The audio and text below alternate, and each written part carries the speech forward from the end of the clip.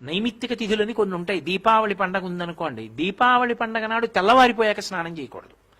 తెల్లవారక ముందు తైలాభ్యంజనం చేసుకుని, అంటే ఒళ్ళంతా నువ్వుల నూనె రాసుకుని, పెద్దవాళ్ళు వచ్చి మాడు మీద చౌరు పెడతారు, ఒంటికి అంతటికి నువ్వుల నూనె రాసుకుని, అప్పుడు సూర్యోదయం కాకముందు తలస్నానం చేసేయాలి.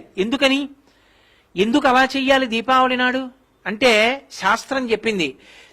అప్పుడు తైలే లక్ష్మి జలే గంగా, తైలమునందు లక్ష్మీదేవి ప్రవేశిస్తుంది బ్రహ్మముహూర్తంలో తెల్లవారుజామున. ఆ నూనె ఒంటికి రాసుకున్నారనుకోండి, లక్ష్మి ఒళ్ళంతా ప్రవేశిస్తుంది. లక్ష్మి ప్రవేశిస్తే అలక్ష్మి తొలగిపోతుంది. జలే గంగా, జలముల యందు గంగ ప్రవేశిస్తుంది. తన పాపమే కదూ, తన చేత దుష్టమైన ఆలోచనలు చేయించి కష్టాల్లో పడేటట్టు చేయిస్తుంది. ఈ పాపం ఎందుకు తొలగిపోతుందంటే, దీపావళి పండగ నాడు తెల్లవారుజామున చేసినటువంటి సామాన్యమైన ఉదకముతో కూడిన స్నానమైన గంగ ఆవాహన అయిన కారణం చేత పాపాలు పోతాయి.